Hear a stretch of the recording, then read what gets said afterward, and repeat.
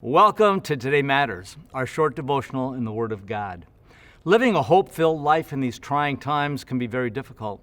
These short daily devotionals are intended to encourage, strengthen, empower, and give you hope based on biblical truth so you can face the onslaught of what our current culture is trying to teach us and to mandate how we should live. As I've been rereading the Old Testament, I was once again reminded and struck with the fact that the problems and issues people were facing back then and what we're facing today are so very similar. The prophet Isaiah is addressing the sins of Judah and pronouncing judgment on Judah and Jerusalem. Listen to what Isaiah says in Isaiah 5:20. He says this, "Woe to those who call evil good and good evil." They were twisting what God had established in His Word, and Isaiah was sent to proclaim a strong message of woe to you or doom to you for thinking and acting this way. Well, we're doing the very same thing today. We live in a world that distorts the truth more than ever before.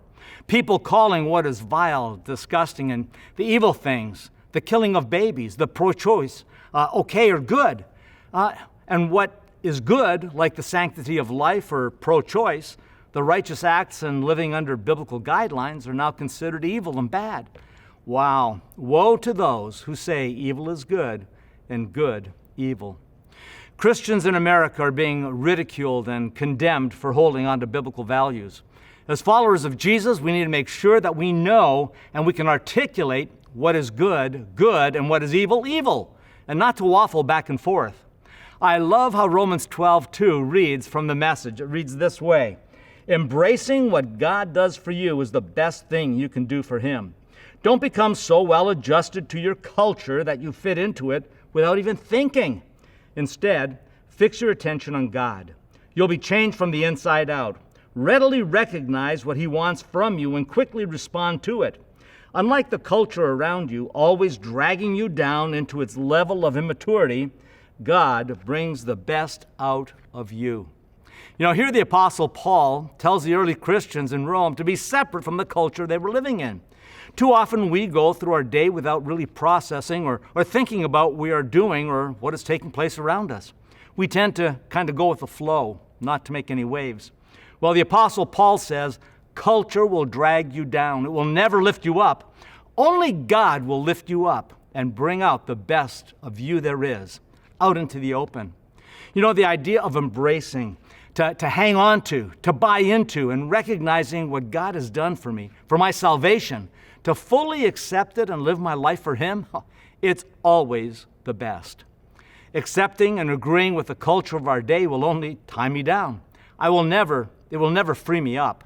As I fix my attention, my focus on God, He says He will change me from the inside out. He changes my heart, which in turn changes my thinking, my perspective of people, life, and culture. God will then show us practical ways to express His love in tangible ways to those around us, which in turn can impact our culture. Now that's real change. If I just adapt to my culture or to the external pressures put upon me, it makes me more of a chameleon with no real change taking place in my life or the world around me, and we just wallow in the immaturity of our culture. Let's take to heart what Jesus says to His Father about us, His disciples, in John 17:14 and 15. It says this, "I have given them your word, and the world has hated them, because they are not of the world, just as I am not of the world. I do not ask that you take them out of the world." Believers in Jesus Christ are simply in the world, physically present, but not of it. Not to immerse ourselves in what the world values, nor are we to chase after its pleasures. It's time for us to embrace, to really hang on to God, to allow Him to totally permeate our lives so we live to impact the culture of our day and not vice versa. Why? For today matters.